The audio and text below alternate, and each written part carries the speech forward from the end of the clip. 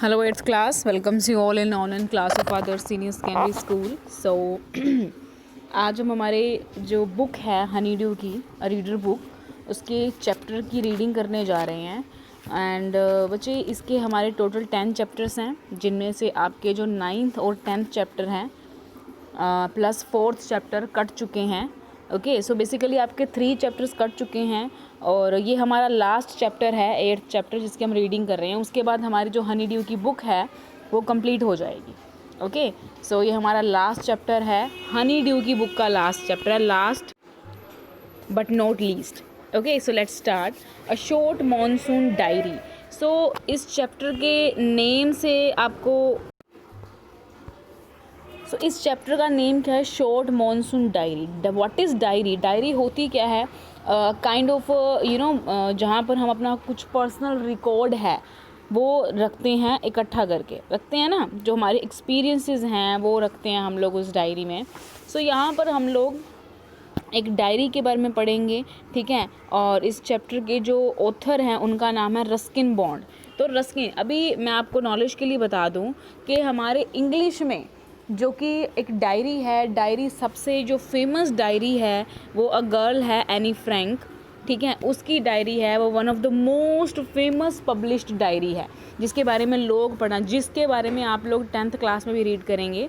आपने पहले 6th class में भी रीड किया हुआ है एनी फ्रैंक की डायरी के बारे में, ठीक है। सो वो बहुत फेमस डायरी है, उनके जो डायरी के पेजेस हैं, उनकी जो लिखती थी वो डायरी में, वो बहुत फेमस थी। सो आज हम रस्किन बॉन्ड, जो कि हमारे ऑथर हैं इस चैप्टर के, उनके द्वारा डायरी लिखी गई है, उसके कुछ पेजेस के बारे में पढ़ेंगे। उन्होंने अपनी इस डायरी में जो हमारी नेचर है उसको किस तरह एलैबोरेट किया है उसके बारे में पढ़ेंगे। Okay, so let's start. June 24, the first day of monsoon. कहते हैं 24 जून का दिन था जो कि मानसून की धुंध का पहला दिन था। And it's strange how all the birds fall silent as the mist comes climbing up the hills.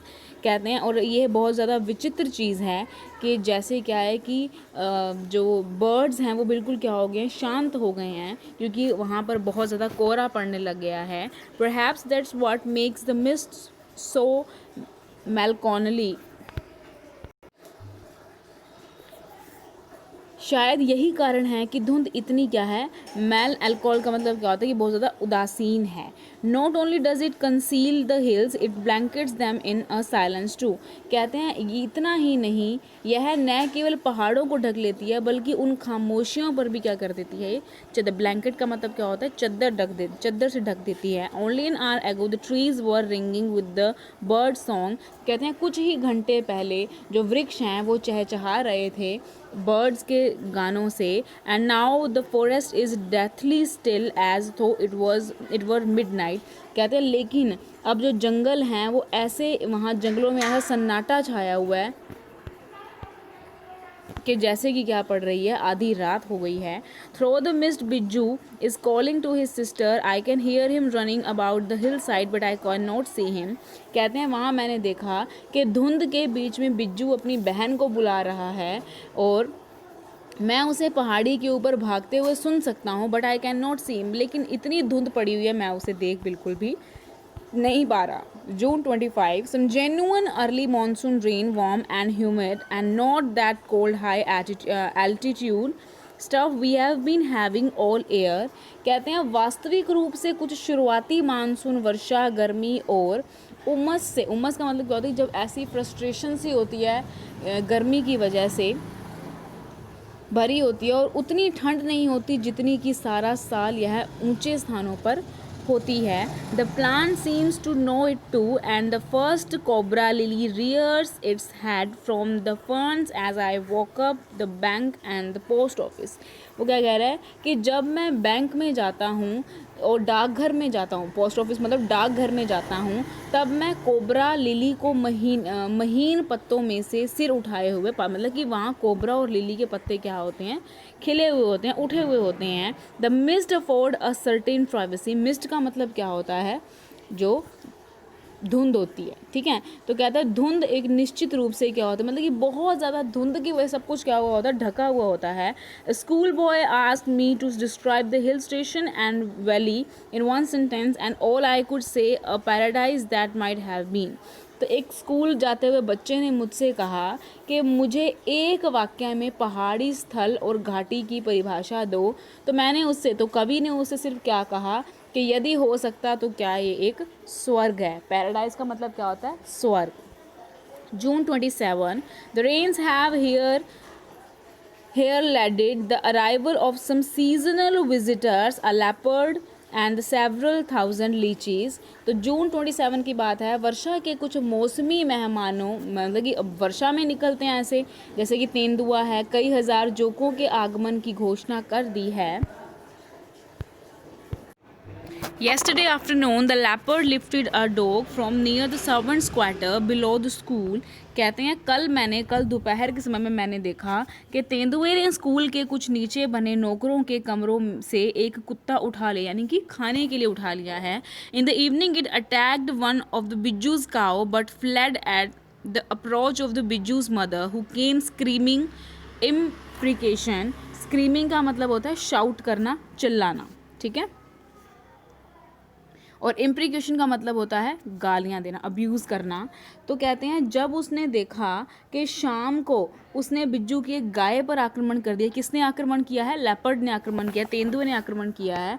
लेकिन वह बिज्जू की माँ को देखते ही भागा, क्योंकि बिज्जू की माँ ने उसे स्क्रीमिंग, चिल्लाना स्टार्ट कर दिया था, गालियाँ देना स्टार्ट कर दिया था।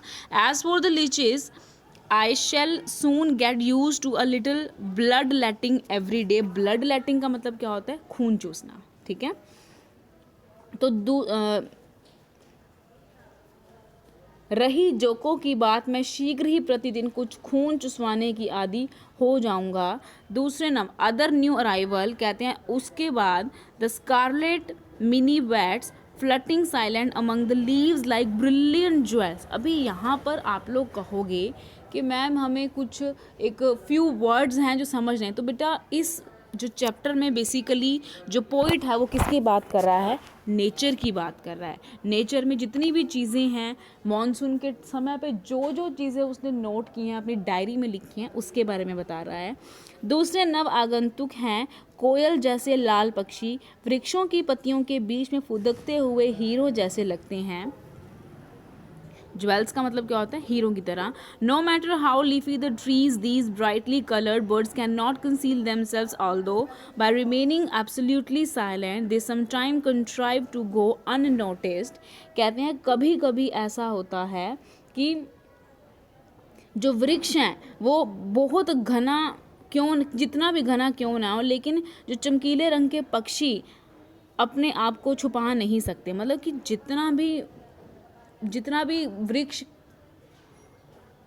घना क्यों ना हो, लेकिन अगर उसके ऊपर एक ऐसा बर्ड बैठा है जो बहुत ही ज़्यादा सुंदर है, बहुत ही ज़्यादा दिखने में एक अट्रैक्टिव है, तो वो घना वृक्ष उसको छुपा नहीं पाता। A tree creeper moves rapidly up to the trunk of the oak tree। oak tree के बारे में हमने आई थिंक 7th में भी पढ़ा था। एक चैप्टर था जिसमें मैंने आपको बहुत अच्छे से बताया था कि ओक वृक्ष कौन से होते हैं, ठीक है। So as you all know, मैं आपको एक वर्ड दिया करती थी कि ओक क्या होता है। सो आपने मुझे मैसेज के थ्रू बताना है that what is oak tree, because this is our topic from the 7th class and you should better know about that, ठीक है। So you have to tell me about the oak tree through the message, okay. एक बेल बलूत के वृक्ष के तने पर तेजी से चढ़ते हुए मार्ग में आने वाले कीटों को क्या करती है, हटाती रहती है। Now that the rains are here, अब यहाँ बारिश हो रही है। There is no dearth of the food for the insectivores birds. कहते हैं अब यहाँ पर इंसेक्टिवोर्स, जो वर्षा शुरू होने के बाद पक्षियों के लिए जो कीट मतलब कि ऐसे जो एनिमल्स होते हैं जो एनिमल्स को खा जाते हैं, पक्षियों के लिए अब भोजन की कोई भी कमी नहीं रही है, ठीक है। सो बेटे इस चैप्टर को थोड़ा सा अच्छे से रीड करो, 1-2 बार अच्छे से रीड करोगे सो आपको स्टोरी बहुत अच्छे से क्लियर होगी। सो सेकंड पार्ट इसका हम लोग नेक्स्ट टाइम रीड करेंगे। Have a very good day.